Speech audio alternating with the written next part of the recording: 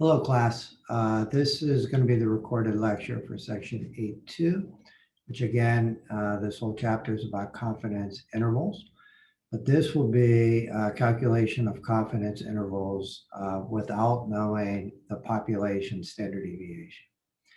And the idea is that we're just introducing a slightly different distribution that will model the calculations better, especially when the sample size is small. And so let's get started here with a couple slides. And so this idea of using what's called a student t-distribution. I found this out of a different book. I found this interesting is that as we know, really in practice, do we know what the population standard deviation is? So if you still want to calculate a confidence interval, it's kind of interesting. This guy, William Gossett, who was Guinness Brewery in Dublin, came up with this idea.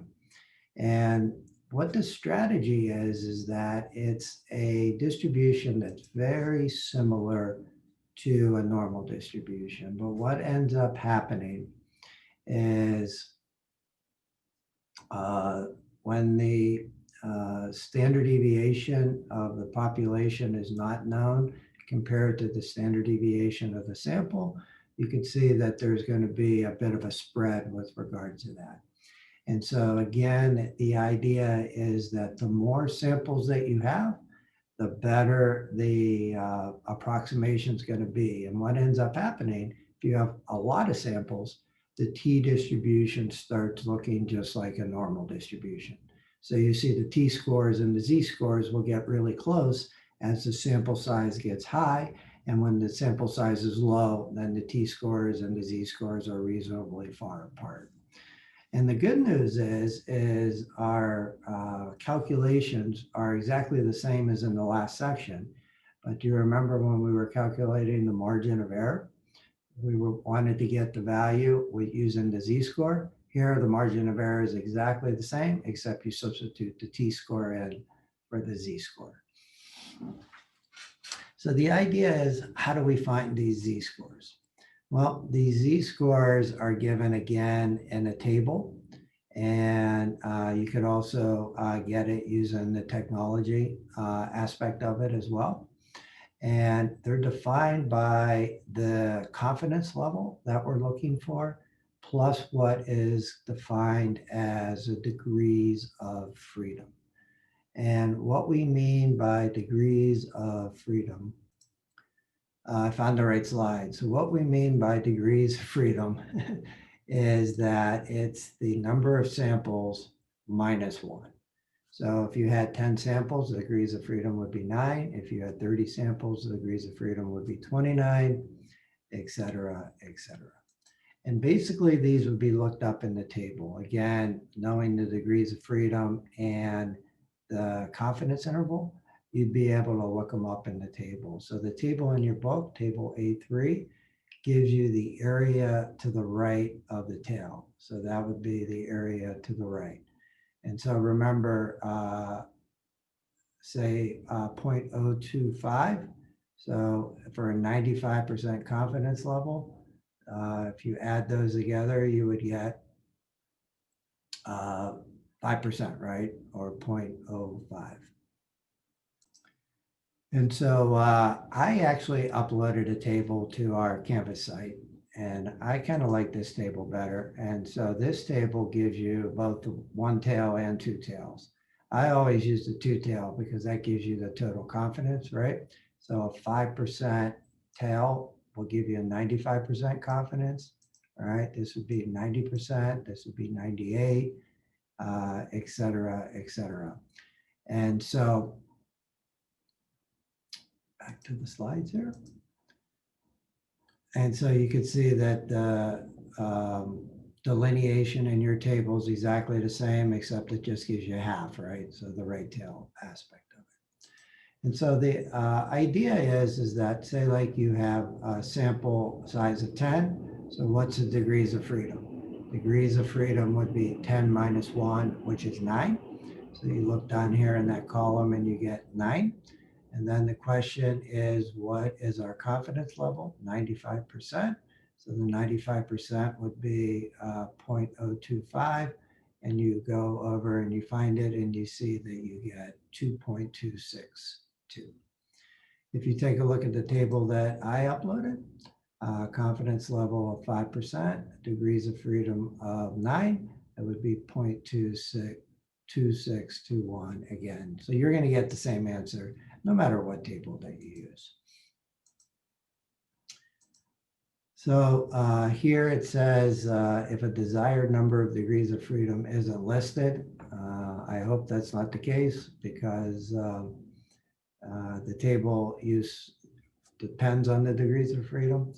But if it's less than 200, then just use the next smaller number in the table. And if it's greater than 200, then the t-score and the z-scores are virtually the same. So you could just use the z-score.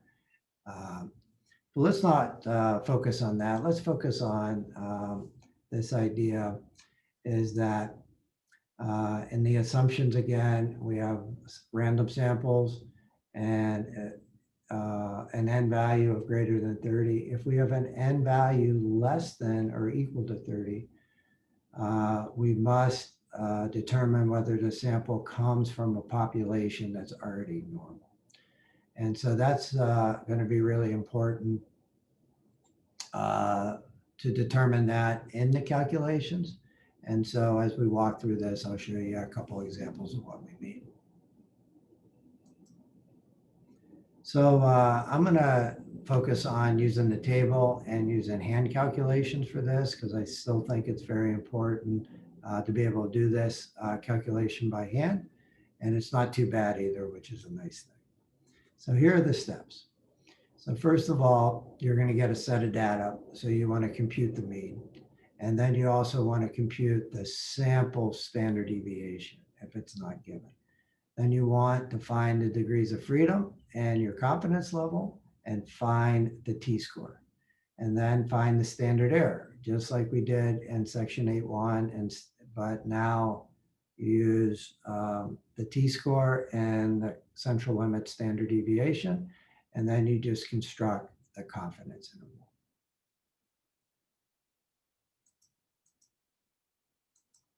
So here's an example. So this example, it says we have 2, 4, 6, 8 data points and caloric content for a popular type of chocolate cookie.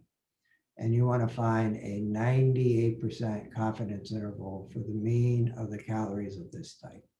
So first of all, we're checking the assumption. And if you take a look, this is a dot plot. I would just do a little line plot as well.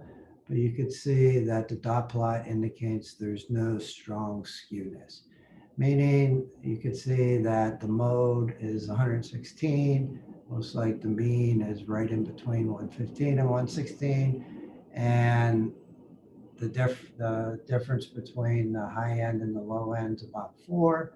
So it looks like it's a semi good normal distribution approximation. So how do you find the mean and standard deviation? Well, I'll show you an example of an ALEKS problem where we can download it to a spreadsheet. But here you would just have to do it.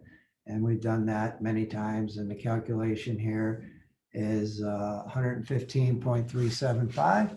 And our standard deviation is 2.8 and some change. So let me get the whiteboard started here because I'd like to do this one. So there's our mean and our standard deviation for our sample. It's this crazy number. And our n value is 8. So our degrees of freedom is 8 minus 1, which is 7. And our confidence interval, as is stated, is 98%. So the next aspect of this is we need to find the correct t-score. And so the t-score is going to be dependent on this value and this value. So this is degrees of freedom. So this would be a an alpha of 0.02, right? And so if you think about 95%, the right side would be divided that by 2, so alpha over 2 would be 0.01. And so when you look at the table that I uploaded,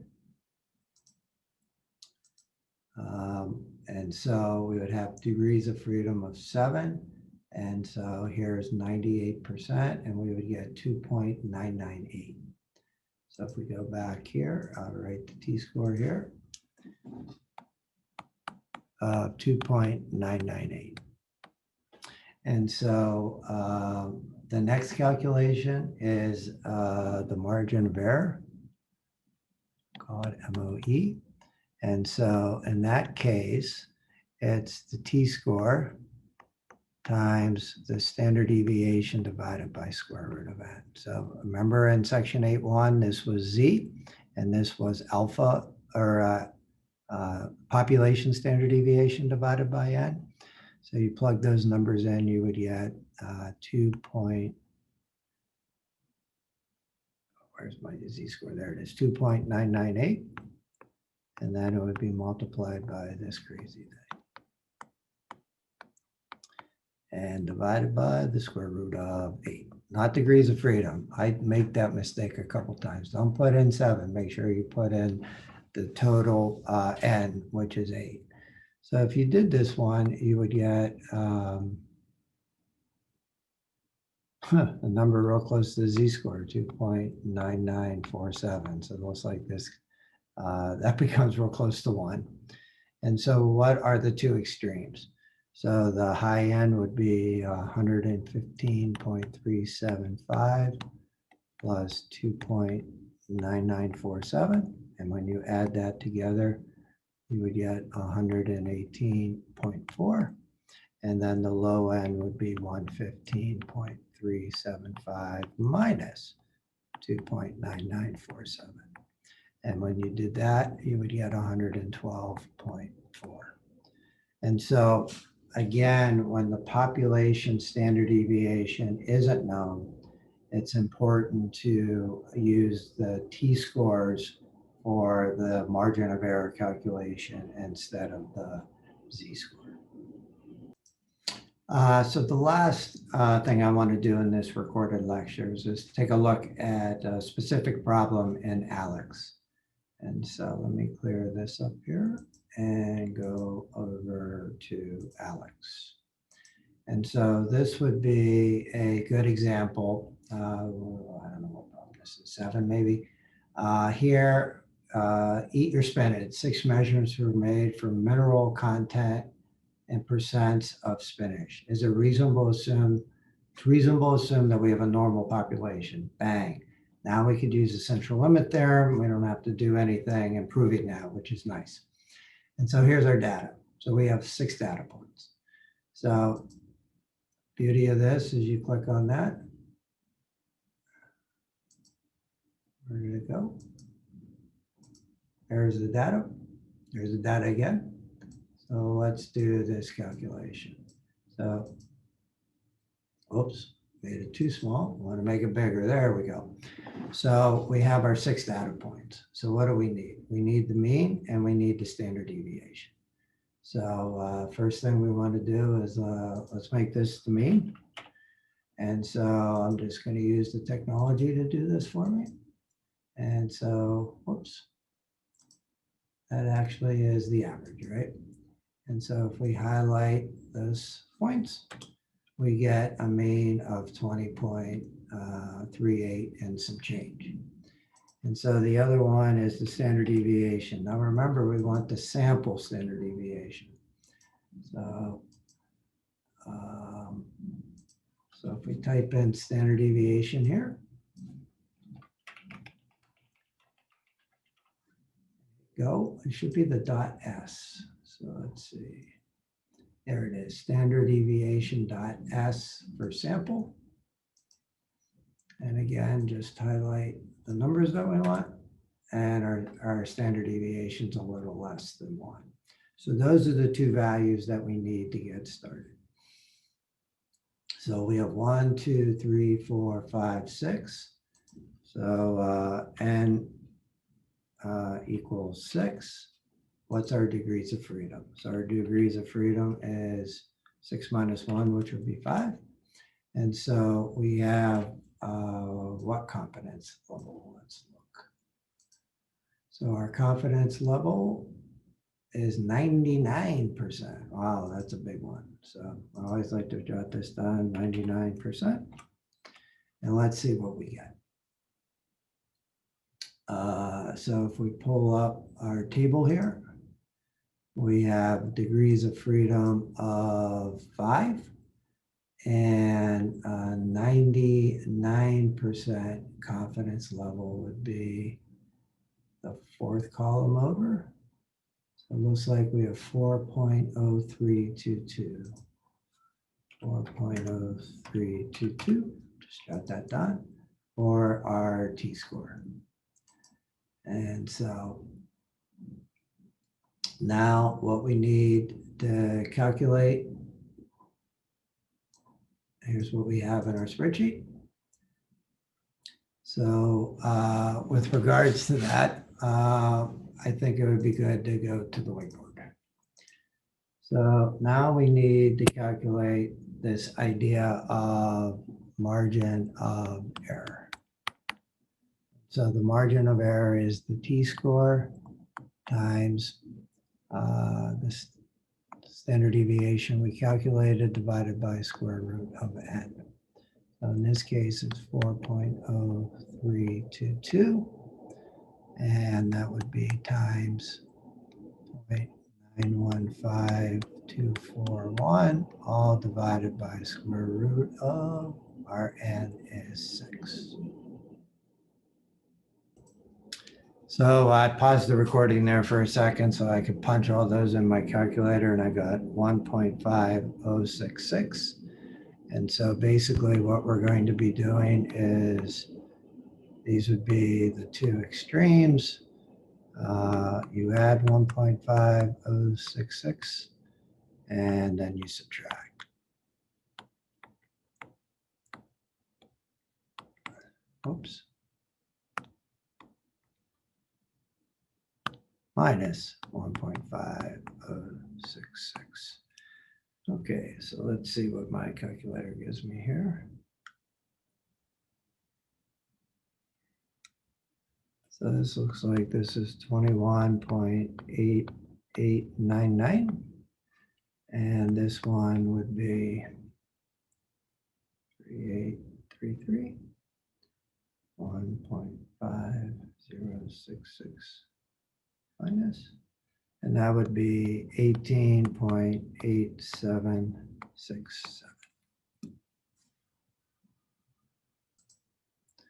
Okay, so you could see that I paused it again to look at what the answer is looking for, and they want 2 decimal points. And so this would be to round that one to 21.89 and to round this one to 18.88. And so that would be the two extremes, the high end and the low end. So if we go back to our ALEKS program, it's I typed that in already. You could see 2 decimal points here for rounding. And so you get those values. So if you walk through it systematically, it's not too bad, especially since what's really cool, one thing I do like about ALEKS is it lets you download these things to a spreadsheet. You don't even have to type them. So let's see what the last problem says. Based on the confidence interval, and we're talking about 99%, is it reasonable to believe that the mean mineral content of spinach may be greater than 25? Well, no, right? Because the high end is 21.89. So the answer should be no. So let's see what our choices are. Not is not. And reason being, again, is because of our confidence interval, right? It's only 21, not 22, right? And if we round it to the nearest, and that's 3 bigger, right? 25. So definitely the answer would be no. So hopefully this little example with ALEKS helps when you wander through the homework. And so this ends the recorded lecture for section 8.